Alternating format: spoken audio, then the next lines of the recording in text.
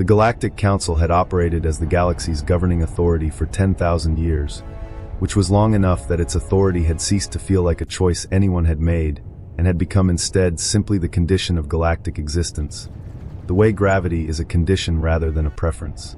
They had watched species arrive and depart from relevance across those 10 millennia with the particular equanimity of an institution that has outlasted everything it has ever encountered. They expected to outlast humanity too.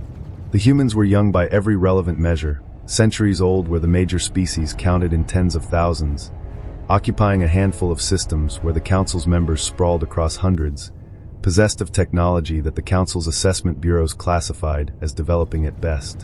When a rogue fleet turned its attention to a human colony at the outer edge of inhabited space, the Council's representatives observed the situation with the mild interest of people watching something they expect to resolve quickly and without significance. The ship that humanity sent was old. Its hull carried the particular markings of a vessel that had been operational long enough to have been repaired in stages by people who did not always have matching materials. Its engines produced the uneven output signature of systems that had been refitted more than once. The Council's observers transmitted commentary that circulated through the session with something close to amusement.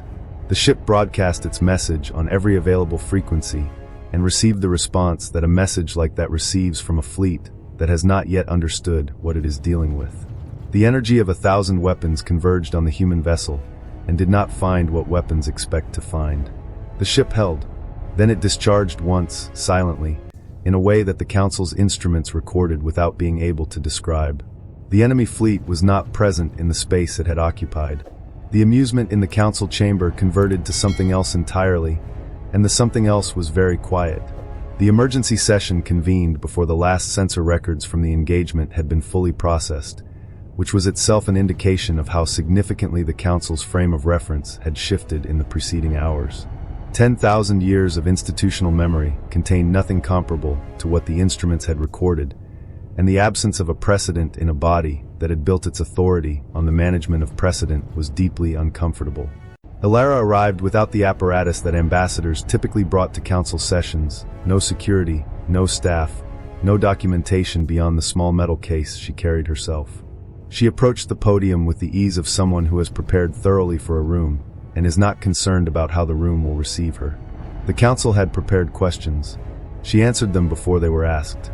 She confirmed that the ship was 100 years old and that the Council's assessment of it as a relic was accurate. She confirmed that the weapon it carried was a quantum destabilizer, and she explained the mechanism in terms sufficient to convey what it did: removed matter from existence, not destroyed it, removed it permanently from the fabric of reality. She opened the case and showed them the crystal and let the scale of the thing settle. 20 ships, 1,000 crystals each. The Council's collective response was the particular silence of people recalculating everything simultaneously. Then she told them the part that mattered more than the weapon. The rogue fleet had not chosen the human colony as a target. They had chosen it as a hiding place. They were running from something, and what they were running from was still moving, and it was moving toward the galaxy, and it had been moving toward the galaxy for a very long time. The Council's request for specifics about the threat produced a response that Alara delivered with the care of someone who has spent years thinking about how to say a difficult thing to people who are not yet ready to hear it. She had not found a way that made it easy. She said what was accurate. They had no name for it, because it was not the kind of thing that had a name in the way that species and empires had names. They called it the silence because that was what it left. Not ruins, not the wreckage of defeated civilizations, not the archaeological evidence of things that had once existed and been overcome. Nothing. The space where it had been was simply empty, and the emptiness was the complete kind.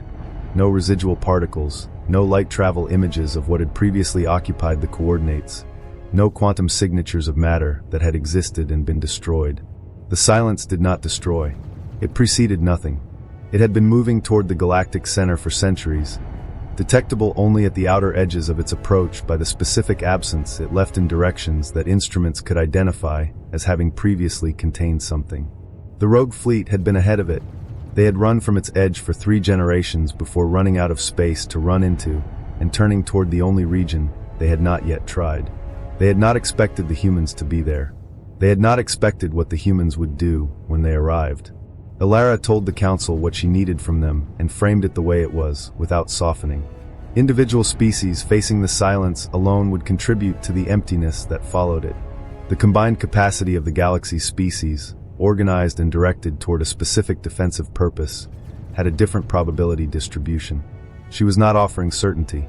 She was offering better odds than the alternative. The divisions that emerged in the session following Alara's presentation were not surprising to her, because she had briefed her government on the likely distribution of responses before she left, and the distribution she was now observing matched the briefing closely. Some species responded to existential threat by moving toward cooperation. Some responded by seeking the capability that cooperation was being offered as an alternative to. Some responded by questioning whether the threat was real, which was the most understandable response, and also the least useful. The demand for the quantum destabilizer technology came from multiple delegations through multiple procedural channels before the session had concluded its first hour, framed variously as a request for information sharing, as a condition of cooperation, and as an assertion that technology developed for the protection of all species should be held in common by all species. Alara declined each framing with the same explanation, delivered without variation because the explanation was accurate and repetition did not make it less so. The destabilizer was not fully understood even by the people who had built it.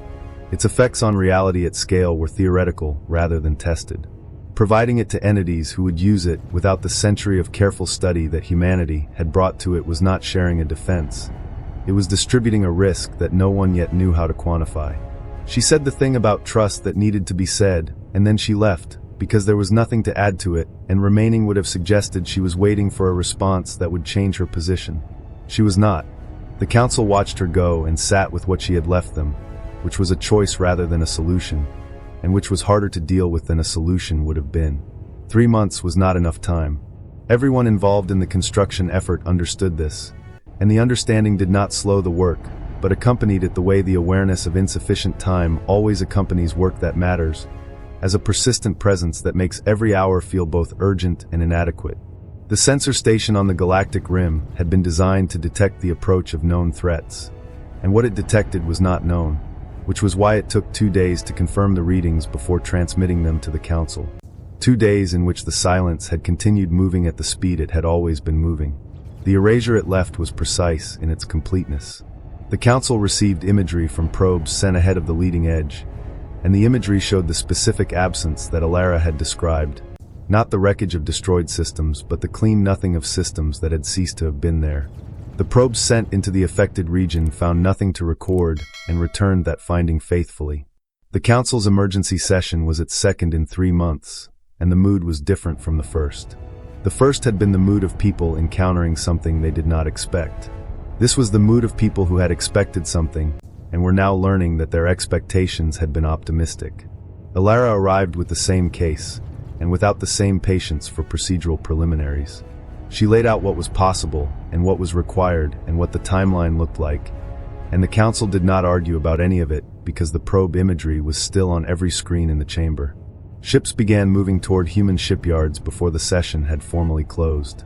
A Veth engineer working the first construction shift asked Alara the question that everyone was holding, and she gave the answer that honesty required. They had not tested the bubbles against the actual silence. They had tested them against everything they could simulate from the sensor data and the physics they understood, and the simulations had been encouraging, and she was telling the truth when she said that was not the same as certainty. But the other option was to do nothing, and doing nothing had a probability distribution she could calculate exactly. The first bubble held, which was the sentence that the galaxy needed before it could process anything else. And the processing took a moment, even after the sentence had been confirmed by every instrument pointed at the planet's coordinates. The wave front had reached the bubble's perimeter, and the bubble had shimmered in the way that the theoretical models had predicted shimmering, which meant the models were at least partially right, which meant the approach was at least partially working. The celebration lasted approximately 4 hours before the next problem became fully visible to everyone simultaneously. One planet held inside one bubble, while the silence's leading edge continued moving was not a solved problem. It was a demonstration that a solution was theoretically possible, which was different and considerably less satisfying. The mathematics of the gap between the number of worlds that needed protection and the number of crystals currently in existence or likely to enter existence through any achievable mining rate was not encouraging mathematics. The KRYLL engineer had been working in the human shipyards for 6 weeks by the time he brought the proposal to Alara's attention, and he brought it with the directness of someone who has thought carefully about something and is not certain it will be well received, but believes it needs to be said. The network architecture he described would require dismantling some of what had already been built in order to amplify what remained. The amplification factor, if the physics held, would produce coverage that no mining operation could approach. The condition was that the worlds already enclosed in the bubbles designated for dismantling would no longer be enclosed. The Council received this information and sat with the specific quality of silence that accompanies a choice that has no good options. Alara made the decision in the Council chamber with the Council present, which was a choice about process rather than efficiency. She could have made it in her command post in a fraction of the time and transmitted the order immediately. She made it in the chamber because the people in the chamber were going to have to live with what the decision produced, and she believed that living with something was easier when you had been present for the moment it became real.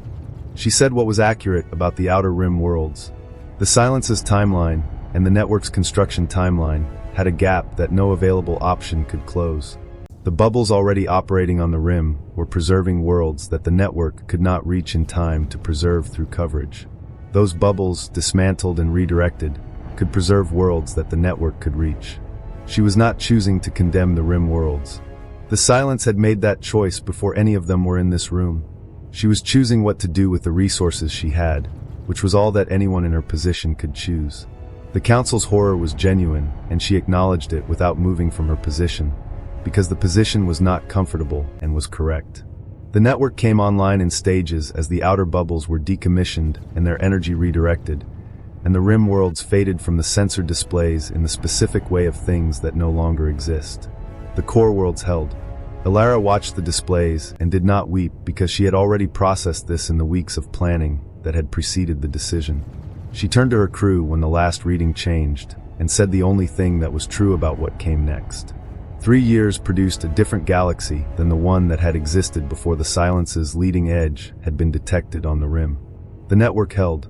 The Silence, contained at the boundary the network maintained, had not advanced further into the core. This was not victory in any sense that the word usually carried. The Silence remained. The boundary required continuous maintenance, and the worlds it had consumed were not recoverable by any means anyone had developed or expected to develop. But it had not taken more. The boundary held. The memorials were Alara's project rather than the Council's, which was how they ended up shaped the way they were, specific rather than monumental, each one a record of what the world had been rather than a statement about the loss. She visited each one in the order they had been completed, which was a long journey, and at each one she placed a flower, which was a gesture that communicated something she had not found the words for, and had stopped trying to find the words for. The KRYLL engineer gave the same answer each time the question was asked, in the various forms the question took across the interviews and the ceremonies and the documentary recordings. He was not a hero. He was a person who had survived something, which was the thing all of them were. The journalist's question found Alara on the last memorial visit, and the answer she gave was the one she had arrived at through 3 years of choices that had each cost something. Being the strongest was a condition. Being too stubborn to stop was a decision, made again every day, renewable and renewable again. The galaxy wrote it down and held it, and the holding was what kept the boundary maintained. The pause was the most unsettling thing the Silence had done, because the wave front's advance had been consistent enough that the galaxy's scientists had built their defensive planning around its continuation, and a threat that stops behaving according to your model of it is more frightening than one that keeps doing what you expect. The instruments confirmed the pause across multiple independent sensor networks over a period of weeks before anyone was willing to say aloud what the data suggested, which was that the Silence was not done and was not retreating, and was doing something that had no precedent in the sensor records from the rim's approach.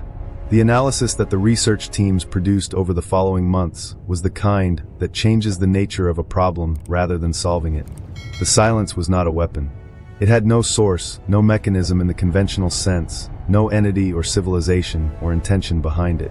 It was a phenomenon, the universe's own process, cyclical and indifferent, a wave of entropy that swept the galaxy at intervals that made the 10,000-year history of the Galactic Council look like a single afternoon.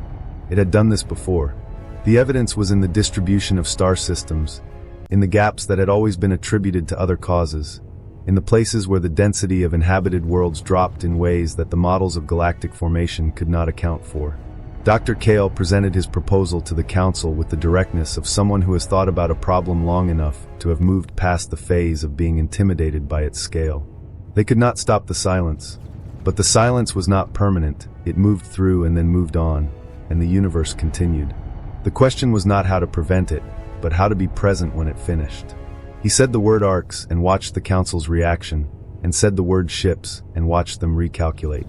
The conversion work was the largest construction effort the galaxy had undertaken, which was a significant distinction given the 10,000 years of infrastructure the Galactic Council represented, and it proceeded with the specific energy of a project that everyone involved understands to be the only available option. There was no faction arguing for a different approach. The debates that remained were about sequence and priority and the allocation of materials across competing needs, which were the debates of people who have agreed on the destination and are working out the route. Humans ran the training programs because they had the experience that the work required, not the experience of building at this scale, which no species had, but the experience of closing ecosystems, of maintaining life support across long durations, of the particular psychology of people who live inside a finite system and must choose daily to maintain its conditions rather than depleting them. They had learned these things by necessity across centuries of slower expansion, and the knowledge was transferable. The Veth poet's verse circulated through the Ark corridors before the ships had left their home systems, which was the right timing for an anthem. It needed to be known before it was needed. Children learned it the way children learn things that the adults around them treat as important, which is thoroughly, and without needing to understand why. The old human who answered the Veth engineer's question did so with the accuracy of someone who had spent a long time thinking about where human readiness for this moment had actually come from. Every generation that had looked outward had been part of the preparation. None of them had known. All of them had contributed. The silence's resumed advance produced a different kind of urgency than its initial approach had, because the initial approach had been the urgency of people learning that a threat was real, and this was the urgency of people who had been working toward a deadline that had just moved closer. Alara received the updated timeline from the sensor network and spent 40 minutes alone with it before she convened anyone, because the decisions that the timeline required needed to come from a place of clarity rather than reaction, and she needed those 40 minutes to reach the clarity. She addressed the Council for what she understood was the last time with the preparation of someone who has said everything that needs saying across many previous sessions, and is now delivering the summary. The arcs that were ready would leave. The arcs that were not ready would follow at whatever speed they could achieve. The gap between those two categories would determine the outcome for the ships in it, and the outcome would not be uniform. She said this without the framing that would have made it easier to hear, because easier to hear was not what the Council needed. They needed to understand what was actually going to happen. The departure was not the chaos that the timeline's urgency might have suggested, because the people on the ready arcs had been prepared for this, and the preparation held. The children sang the anthem as their home systems became light, and then became nothing in the viewports behind them, and they sang it not because they did not understand what they were watching, but because they had been given something to carry that was not what they were losing. The young mother's answer to her son's question was the most accurate thing available to say about the situation they were in. What was behind them was past. What was in front of them was open. They were still here. That was the whole of it. A generation was long enough for the caravan to become the only world that the children born into it had ever known, and children adapt to their actual world more completely than adults adapt to their changed one, which meant that the generation born in transit was in some ways better suited to transit than any generation that had come before it. They knew gardens in zero gravity as simply gardens. They knew recycled air as simply air. They knew the hum of the Ark's systems as the sound that meant home, which was accurate.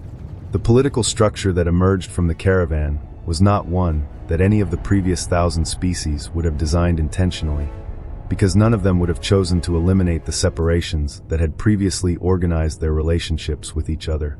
The eliminations happened because the arcs were finite, and the resources were shared, and the decisions about shared resources had to be made by people who occupied the same space, and people who occupy the same space for a generation eventually develop the habits of people who live together rather than the habits of people who are temporarily adjacent. The KRYLL in human relationship was one of many such developments, documented more prominently than most because of the child it produced. She was named for the right reasons, which were that the name meant something specific about what her existence represented. She grew up hearing the stories and asking the questions that the stories generated, and receiving the answers that her parents gave from the position of people who had lived through both sides of what the stories described. Her father's addition to her mother's answer was the one she kept, because it said the precise thing that the previous generation had learned at the highest possible cost. Not right. Together. The caravan sang the anthem and moved through the dark and remained, stubbornly and collectively, present. A century of transit produced people who had been born into motion, and people who had been old enough to remember stillness, and people in between who carried both conditions simultaneously, which was the most complicated position to occupy and also the most useful, because they could translate between the two in ways that neither extreme could manage alone. The caravan's instruments had been pointed behind them for decades before the readings began to thin in the specific way of something that is receding rather than pausing, and the thinning was confirmed across enough independent sensor arrays over enough time that the Council eventually permitted itself to use the word faded without immediately qualifying it. They did not stop. Faded was not gone, and gone was not permanent, and the physics that had produced the silence once would produce it again. But they began to look, which was different from stopping, and was the thing that everyone on every arc had been waiting to be permitted to do. The world they found was not the kind of world that appeared in the old records as desirable. Its atmosphere was active, its geology was recent, its surface was in the process of becoming something rather than having already become it. But it was becoming something alive, and alive was the criterion that mattered. The vote to descend was the most unanimous vote the reconstituted council had taken. The child who took the first steps was the granddaughter of the first Alara, and the granddaughter of those who had proposed the network, and those who had built the first ark, which meant she carried in her specific existence the entire chain of decisions that had produced the moment. She pushed a flag into the new soil, and said the thing that was true. They were here. They had survived. Now they would live. The fleet of refugees became a colony, and the colony's founding principle was the thing the century had taught, that home was wherever the people you had traveled with decided to stay. The name Viridia was proposed by someone who had studied the old Earth languages, and found in them a word whose meaning matched what the founders wanted the new world to be called, and the proposal was accepted quickly because the word's meaning was exactly right. The settlements that grew from the landing sites were organized around what had worked on the arcs, and what the arcs had taught about what mattered when you were building something intended to last rather than to impress. The decision not to build armies was not made in a formal session, and was not enshrined in any founding document. It emerged from the absence of the impulse that had previously generated armies, which was the fear of each other that the century of shared transit had replaced with the knowledge of each other. The KRYLL who worked alongside the humans, and the Veth who shared gardens with species they had previously never encountered, were not performing cooperation. They were doing what had become natural to people who had spent 100 years with no alternative. Sora had grown up hearing the caravan stories from people who had lived them, which gave her history a texture that purely archival research could not produce, and the book that resulted had that texture on every page. She framed the silence not as the enemy of the story but as its engine, the force that had moved everything that needed to move in order for the outcome to be possible.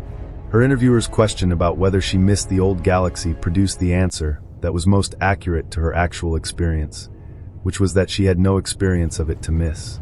She knew only what had come after. What had come after was quieter. She liked it that way, and she meant it simply. The skepticism of the generation that had only known Viridia was predictable to the historians who studied how memory transferred across generations, and was still uncomfortable for the people who had lived what the skeptics were questioning. The gap between an experience and the account of an experience widens with each retelling, and Kale's questioning was not bad faith. It was the reasonable response of a mind that had not received the experience and was being asked to accept the account. The grandmother took him to the memorial because the memorial was the right answer to the question, and she had known this for years in the way that people know things they have never been asked to explain. The stone was old enough that the initial sharpness of the carving had softened into the particular quality of inscriptions that have been touched by many hands over many years, and there were thousands of names on it, and most of them named worlds that existed only in this carving and in the memories of people who were becoming fewer each year. She pointed to her homeworld's name and told him what she knew about it, which was not much because she had been 3 years old and memory at 3 produces impressions rather than records. But she knew it was real because she was real, and she was real because of the decisions made by people who had carried her off it before the silence reached it. Cale stood at the memorial for a long time. The grief arrived without his permission, which is how grief for inherited loss tends to arrive, not announced but present, suddenly, at the moment of contact with the specific evidence of the thing. The gratitude came with it, directed at people he would never meet. He became a historian because that was the work that honored what the memorial represented, and he kept his grandmother's words with the care. He kept everything that was irreplaceable. The arcs were maintained not as monuments but as infrastructure, which was the distinction that mattered for how they were thought about and funded and updated. The silence would return. The physics that had produced it remained unchanged, and the observations of its previous passages suggested a periodicity that the galaxy's sensor network was now calibrated to detect with sufficient advance notice to begin the response before the response was urgent. Preparation had become the ongoing practice of the civilization, rather than the emergency mode it had been during the first approach, which was the difference between something that was part of life and something that interrupted it. The Veth philosopher's argument was not the kind that was immediately accepted, which was appropriate for an argument that asked its readers to reframe the worst thing that had happened to them as a gift. The reframing required a specific quality of distance that not everyone had achieved, and those who had not achieved it found the argument offensive in the particular way that reframings of personal catastrophe are offensive when they come too early. The author's clarification was precise, and he repeated it consistently. He was not honoring the silence. He was honoring what the galaxy had done in response to it. The response had been, by any measure available, extraordinary, and extraordinary responses to terrible things were worth examining carefully, because they contained information about what the respondents were actually capable of. The celebration that followed was not for surviving.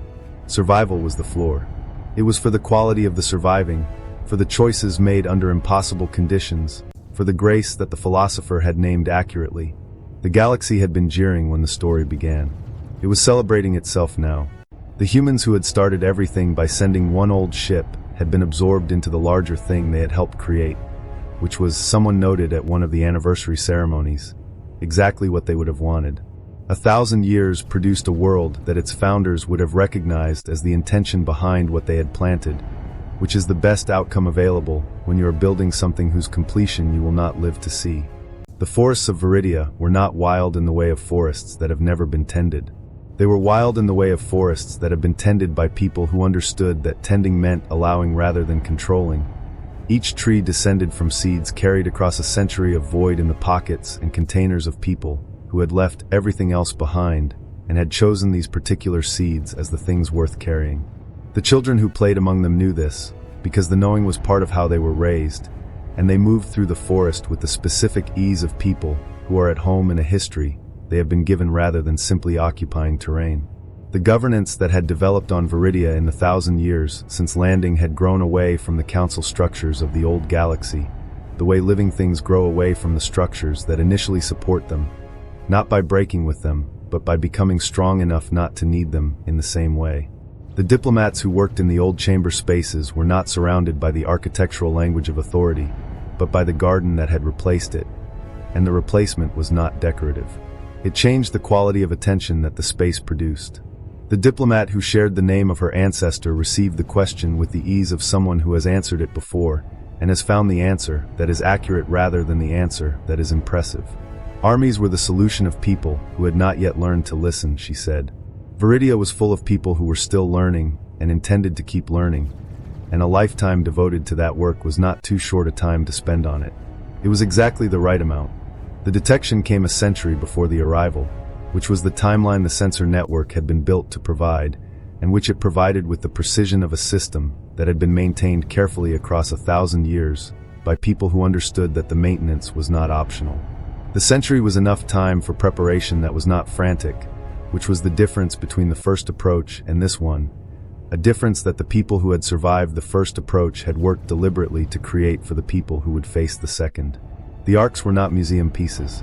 They had been updated continuously, Their systems improved with each generation of technology, their capacity expanded, their closed ecosystems refined by 1,000 years of learning what closed ecosystems required over the long durations that theories predicted and practice confirmed or corrected. The evacuation drills that the children practiced were not experienced by them as emergency preparation, but as part of the curriculum, the way some subjects are taught through doing rather than describing. Cale chose to record everything because history was his discipline, and because the second approach was a different kind of event than the first. Not the galaxy's first encounter with an incomprehensible threat, but its second deliberate navigation of a known one, and the difference was significant. He wrote about preparation as the form that love took when it was directed toward people who did not yet exist. The arcs departed on schedule and carried their seeds and their records and their living knowledge of what had been and what would be needed, and they were not the same kind of travelers who had fled the first time. The word refugee described a person who has lost their place. These people knew where they were going. They had been there before. The cycle's repetition across millennia produced something that no single iteration of it could have produced, which was the transformation of a response into an identity. The first exodus had been survival. The second had been practiced survival. By the third and fourth and the generations that followed, the galaxy had become the kind of civilization that is defined by its movement rather than its settlements. Not because settlement was impossible, but because the relationship to settlement had changed from permanence to iteration, each new world understood as a chapter rather than an ending. The mourning for lost worlds had not disappeared. It had changed form. The memorials were portable, carried from new world to new world, updated each time with the name of what had been left behind, accumulating across millennia into records of every place the civilization had been and everything it had planted there. The Carwell poet who wrote the verse had grown up reading those records, and had found in them the image that the verse made permanent, seeds, carried by the force that was trying to end them, landing in new soil, becoming the thing that the force could not prevent. The verse spread through the caravan in the way that true things spread through communities that have been together long enough to share a nervous system of culture, and it was carved at the gates of new cities because it said what those cities were. The civilization of movement that the galaxy had become was not the civilization that any of its founding species had intended to become, and was better than any of the alternatives they had considered, and the humans who had started the chain of events that produced it had long since been absorbed into the larger story they had helped generate. Teaching the galaxy to save itself had been, the galaxy agreed across the accumulated centuries, the more significant contribution. The Wanderers had not named themselves. The name had been applied by an early historian, and had spread because it was accurate without being reductive. It described the central fact of the civilization, without implying that the civilization was defined only by its movement. The way a description of water as flowing does not mean water is only capable of flowing. They moved because movement was the appropriate response to the universe they inhabited. In the spaces between movements, they were as rooted in their relationships and their practices and their ongoing projects as any civilization that had built its cities on rock rather than in transit.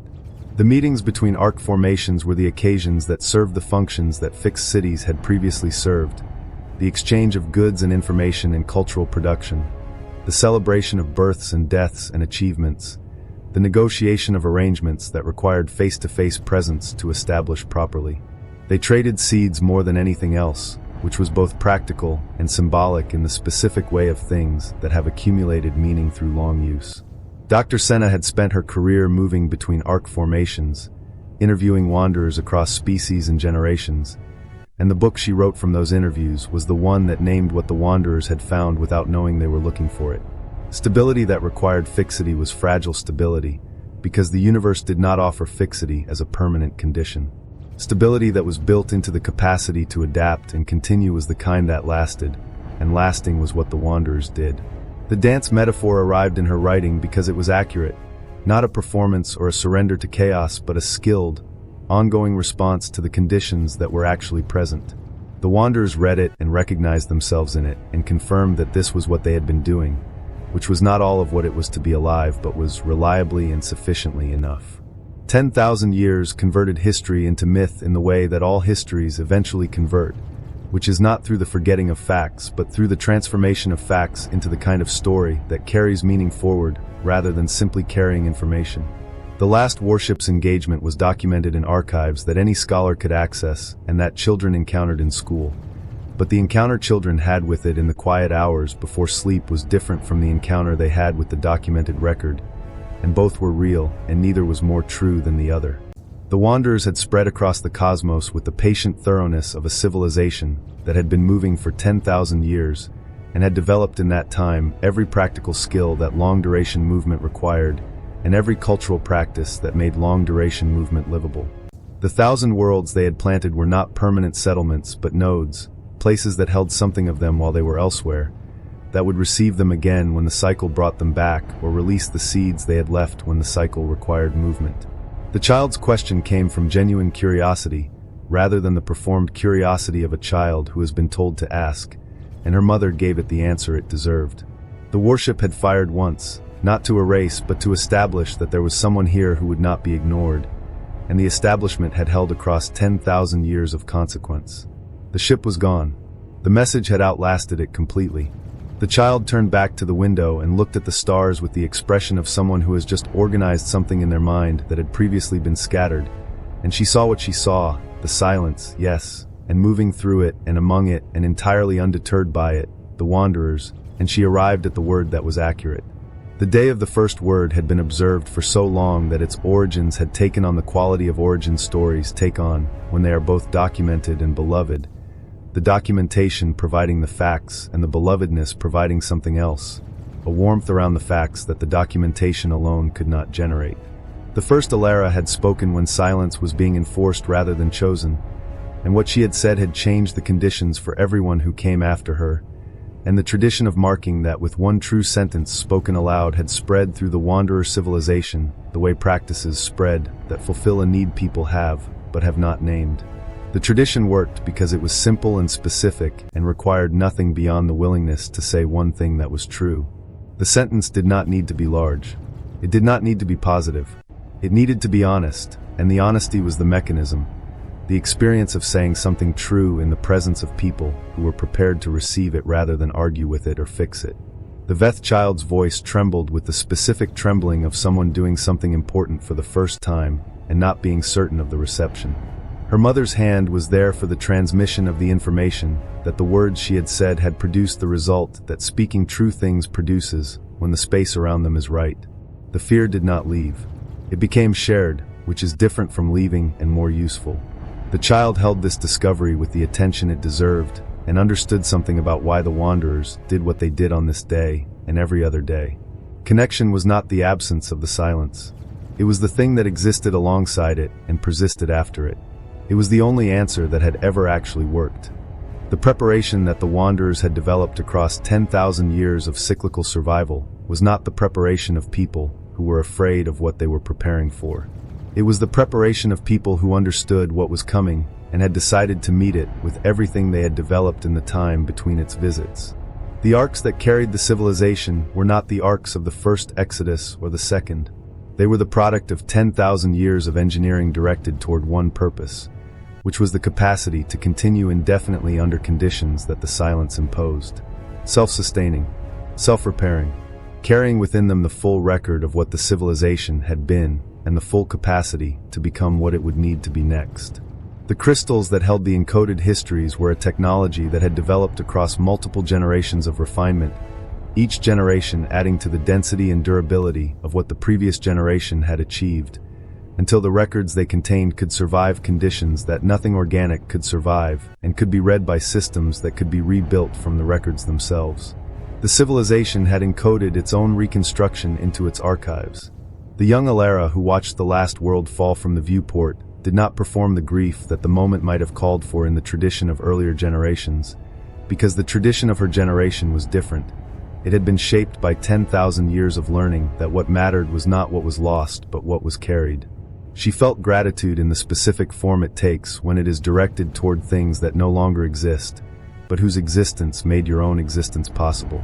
She turned to her crew with the words that had been said in this moment by the people who had come before her in the long line of people who had stood at this juncture, and said them because they were true. The myth had the structure that myths develop when they are built on true foundations and have been told long enough to find their essential shape. There was a ship. There was a shot. There was a galaxy that had been jeering, and then was not. The elaborations that had accumulated around these facts across 10,000 years of retelling were not distortions but amplifications, ways of making audible the meaning that the bare facts contained, but could not fully express on their own. The children who heard the myth before sleep were receiving something the documented record could not give them, which was the felt sense of what the facts had meant. The child born on the 10,000th anniversary had the name she had because names that carry history forward do so through the people who receive them, and then live in ways that justify the receiving.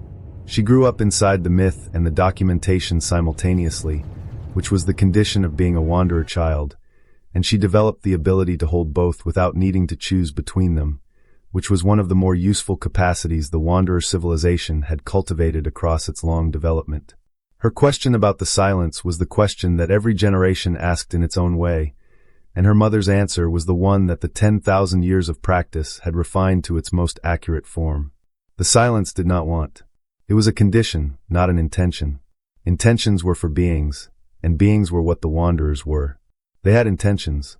They had the intention to find the next world, and plant the seeds they were carrying, and tell the children, who would grow up in the next garden, the story of the ship that fired once to be heard. The child smiled because she understood where she was in the story, and what her part was. She was a wanderer. The void outside the window was vast, and the silence was in it, and the wanderers were also in it, moving through it with the stubborn persistence of things that have decided to continue, carrying everything that mattered in the only place that the silence could not reach.